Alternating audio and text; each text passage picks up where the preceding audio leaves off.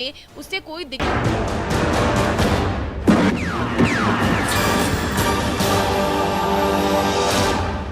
बात जुर्म से जूझते आवाम की हो या समाज में बढ़ते क्राइम ग्राफ की, अपराध की हर एक सूरत के पीछे छिपा होता है कोई ना कोई गुनाहगार। नमस्कार, मैं हूं ऋचा शर्मा। तफ्तीश की राह में आने वाली हर कड़ी सुराग बनकर पहुंच जाती है गुनाहगारों को सलाखों के पीछे। आप बने रहिए हमारे साथ, क्योंकि हर जुर्म के खिलाफ हमारी तफ्तीश लगातार जारी है। वो रिश्ते में दूर की आंटी लगती है। इसी रिश्ते का गलत फायदा उठाया और काम का झांसा देकर जिस्म की दलदल में लाकर धकेल दिया और अपने घर को जिस्म फरोशी का ठिकाना बना लिया। जब इसका खुलासा हुआ तो आंटी के बंद कमरे का राज बेपर्दा हो गया और बदनाम आंटी सलाखों के पीछे पहुंच गई। देखिए इस रिपोर्ट में बदनाम आंटी के सेक्स जाल का पूरा सच। आंटी बहुत गंदी हैं।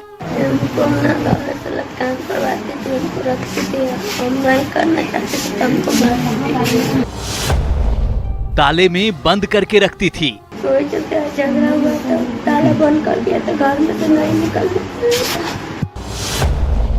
धंधा नहीं करने पर टॉर्चर करती थी। मांगते थे तब गाली देता था, मारता था। एक दिन में 5 लोग बनाते थे संबंध। 5 का दिन में रात में आ जाता था।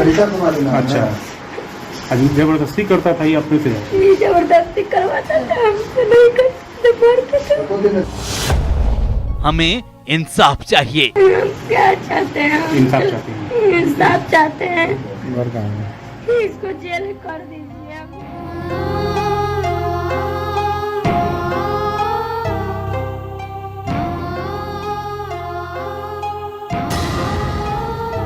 मुजफ्फरपुर के अरियारपुर थाने की इस कमरे में उम्मीद का नूर है, आस का उजाला है। चंद लम्हे ही सही, कुछ बेनूर जिंदगियां इस उजाले से रूबरू तो है। सूरज की किरणों में हर रोज उम्मीद का रंग आप और हम भरते हैं। इन पर्दानशी लड़कियों की स्याह जिंदगी में तो सिर्फ सिसकियां ही थी।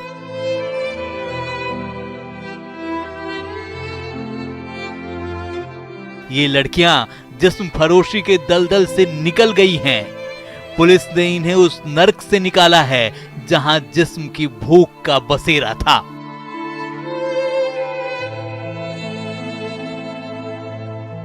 जहां हुस्न की सौदागरी थी, जहां चंद रुपयों के लिए इन लड़कियों पर बुत बन जाने की लाचारी थी, ताकि जिस्म की भूख मिटाने वाले इंसानी गिद्ध इन्हें तसल्ली से नोच सकें। रखते थे, हम नहीं करना चाहते थे, हमको कोई झगड़ा हुआ था, ताला बंद कर दिया था, घर में से नहीं निकलते। अच्छा, कितना आदमी आता था डेली? आता था, रातों में आता था, 4 से 5 आदमी।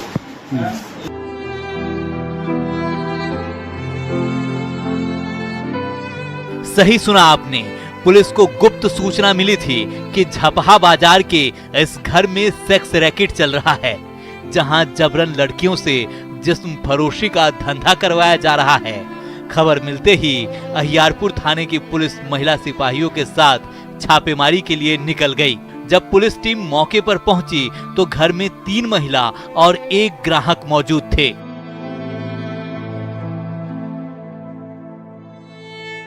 पुलिस को देखते ही घर में कैद एक महिला फूट फूट कर रोने लगी और अपनी पूरी आप बीती पुलिस को बताई।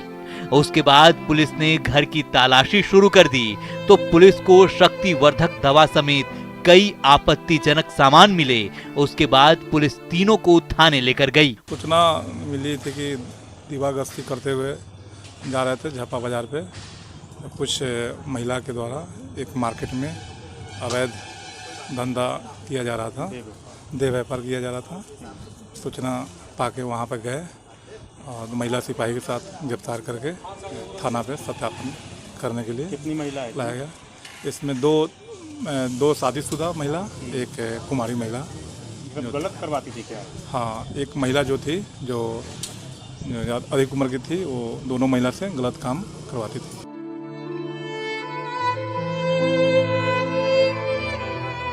पुलिस ने जब पीड़ित युवती से पूछताछ शुरू की तो उसने बताया कि उसे 6 महीने पहले काम दिलाने के बहाने आंटी लाई थी, लेकिन यहाँ लाने के बाद उसे जबरन आंटी ने देह व्यापार के धंधे में धकेल दिया और पिछले कई महीनों से जबरन धंधा करवा रही है।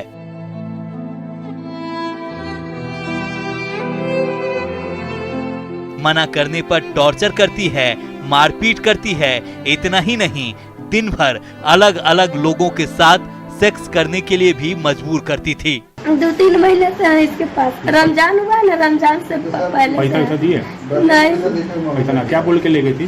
बोले थे कि अगरबत्ती में काम करेंगे तो हम तोरा बेटी से काम करवाएंगे, यहाँ पे लाके दूसरा काम आपके माँ को बोली जी गलत करवाती थी? जी।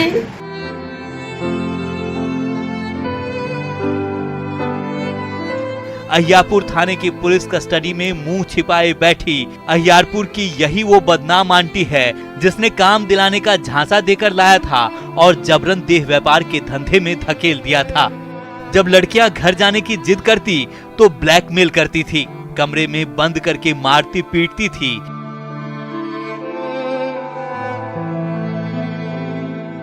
युवती ने बताया कि आरोपी आंटी एक ग्राहक से 1 घंटे के लिए 1000 रुपए लेती थी, लेकिन उसमें से 1 रुपया भी उसे नहीं मिलता था। जब पुलिस ने पूछताछ की तो पता चला कि 600 से 2000 रुपए तक ग्राहकों से डिमांड करती थी।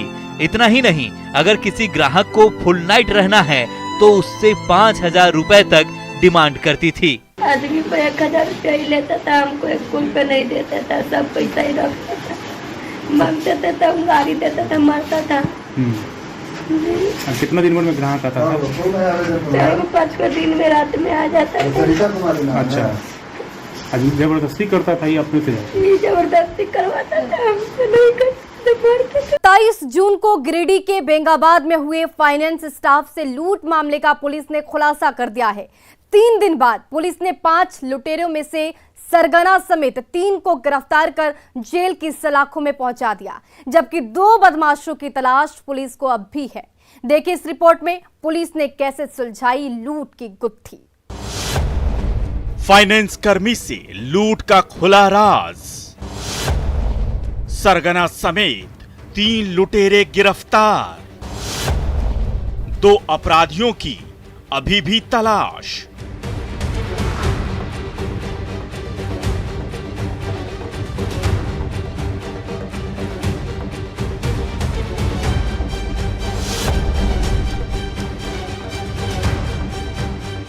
गिरिडीह जिले के बेंगाबाद पुलिस की टेबल पर दिख रहा यही वो देसी पिस्टल है जिसका धौंस दिखाकर बेखौफ और बेलगाम बदमाशों ने 27 जून को दिन के करीब 11 बजे पुलिस को चुनौती देते हुए फाइनेंस कर्मी अमित कुमार से 36,885 रुपए कैश और मोबाइल की लूट की थी।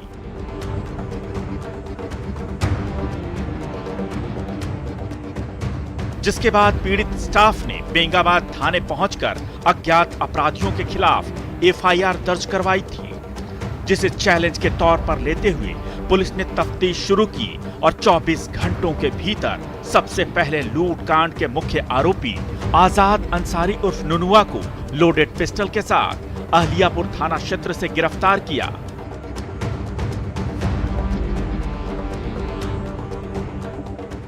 उसके बाद पुलिस ने आजाद अंसारी से सख्ती से पूछताछ शुरू की तो परत दर परत लूट के सारे राज उगल दिए। साथ ही साथ अपने अन्य साथियों का भी नाम, पता और ठिकाना बता दिया। सबसे पहले नुनुआ उर्फ आजाद अंसारी को लोडेड पिस्टल के साथ गिरफ्तार किया गया और उन्होंने अपराध की घटना को स्वीकार किया तथा अपने अन्य साथियों का नाम बताया।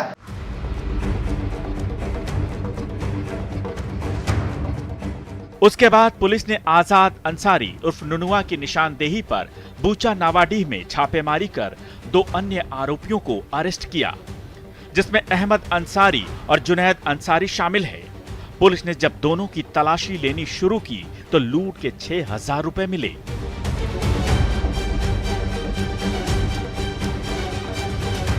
उसके बाद पुलिस ने फिर से मास्टरमाइंड आजाद अंसारी उर्फ नुनुआ, अहमद अंसारी और जुनैद अंसारी से पूछताछ की तो तीनों ने बारी बारी से अपना जुर्म भी कबूल कर लिया।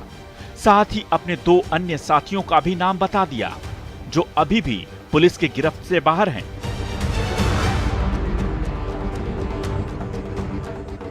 इनकी गिरफ्तारी को लेकर पुलिस जगह जगह दबिश दे रही है और जल्द गिरफ्तारी का दावा कर रही है। उसके निशानदेही पर 2 अन्य अपराध कर्मी अहमद और जुनैद को भी गिरफ्तार किया गया।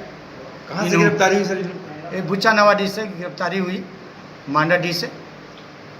और इन लोगों के पास से लूटे गए रकम भी बरामद की गई है और अन्य जो 2 अभियुक्त हैं वो काफ़ी क्या कहता है आपराधिक प्रवृत्ति के रहे हैं। पूर्व में कई कांड उनके विरुद्ध भी है। जो फिरार हैं उनके विरुद्ध भी गिरफ्तारी का प्रयास किया जा रहा है। जब पुलिस ने तीनों का आपराधिक इतिहास खंगालना शुरू किया तो पता चला कि गिरफ्तार मास्टरमाइंड आजाद अंसारी उर्फ नुनुआ पर बेंगाबाद थाने में पहले से लूट और आर्म्स एक्ट के तहत 4 मामले दर्ज हैं। वहीं अपराधी अहमद अंसारी के खिलाफ नगर थाने में मोटरसाइकिल चोरी का एक मामला दर्ज है, जबकि फरार दोनों अपराधी भी काफी शातिर हैं और उनका भी पुराना आपराधिक इतिहास है। इस तरह पुलिस ने लूट मामले का खुलासा करते हुए 72 घंटों के भीतर 5 आरोपियों में से 3 को गिरफ्तार कर जेल की सलाखों में पहुंचा दिया। साथ ही 1 देसी लोडेड पिस्टल, 3 जिंदा कारतूस, मैगजीन, 2 बाइक, 3 मोबाइल फोन और लूट का 6000 कैश भी बरामद किया है। लेकिन पुलिस को अभी भी 2 आरोपियों की तलाश है। ऐसे में देखने वाली बात यह है कि पुलिस बाकी के 2 लुटेरों के हाथ में हथकड़ी कब पहनाती है। न्यूज़ 18 के लिए गिरिडीह से एजाज अहमद के साथ ब्यूरो रिपोर्ट।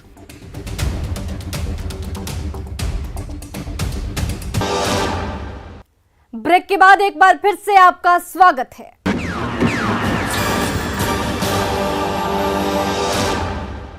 हाजीपुर में अपराधियों का मनोबल इस कदर बढ़ा हुआ है कि घरों में भी लोग अपने आप को महफूज नहीं समझ रहे। लोगों को हर वक्त एक अनजान सा डर सताते रहता है, कब कौन किसे गोली मार दे। यकीन नहीं होता तो हाजीपुर से आई इस रिपोर्ट को देखिए।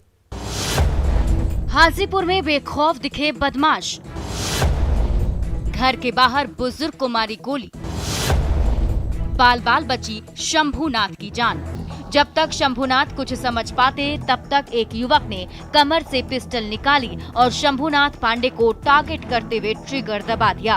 उसके बाद बदमाश हथियार लहराते हुए फरार हो गए, लेकिन किस्मत अच्छी थी। पीड़ित ने मौत की गोली को मात देते हुए बदमाशों के मंसूबों पर पानी फेर दिया। मोटरसाइकिल से आदमी आया 2 ठो, मैंने वहाँ फूल के पेड़ है, वहाँ फूल के गाछ के पास रोक दिया। एक आदमी उतर के कल पर चला गया। कल पर जा करके वहाँ धो रहा है, कोई राय बात तो अपना धो रहा है, अपना लम के हम झाड़ू मार रहे हैं। मारते मारते बस एक मतलब ऐसा चीज़ है, ऐसा हमको बुझाया नहीं कि इस पीछे से आदमी है चाहे कोई आ रहा है। हम तो झाड़ू मार रहे हैं, हम मार गया बस।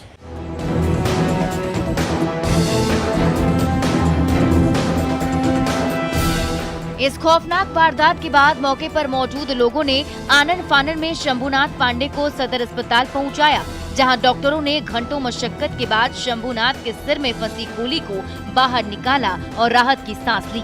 साथ ही साथ बेहतर इलाज के लिए पीएमसीएच रेफर कर दिया।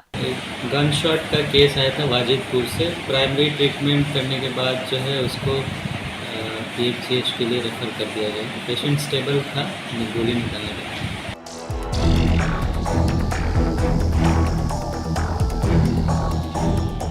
गोली लगने की खबर मिलते ही सदर थाने की पुलिस भी अस्पताल पहुंच गई और पीड़ित के फर्द बयान पर एफआईआर दर्ज करते हुए मामले की जांच में जुट गई है। लेकिन सवाल ये है कि गोली मारने वाले दोनों युवक कौन थे? शंभूनाथ से दोनों युवकों का क्या विवाद था? क्या दोनों ने पुरानी रंजिश में गोली मारी थी? अगर नहीं तो गोली मारने के पीछे बदमाशों के क्या मंसूबे थे?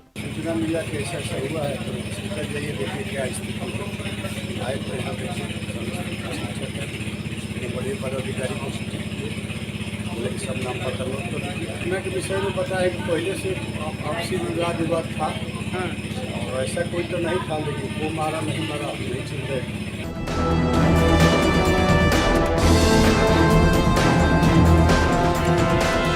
पुलिस इन्हीं सवालों के जवाब के साथ गोलीबारी के पीछे का सच टटोल रही है और ये पता लगाने की जद्दोजहद कर रही है कि शंभुनाथ पर जानलेवा हमले की साजिश किसने रची थी, जो अभी एक अनसुलझी पहेली बनी हुई है, जिसे पुलिस सुलझाने में जुटी है। इंतजार है खुलासे का। न्यूज़ 18 के लिए हाजीपुर से प्रफुल्ल कुमार के साथ ब्यूरो रिपोर्ट।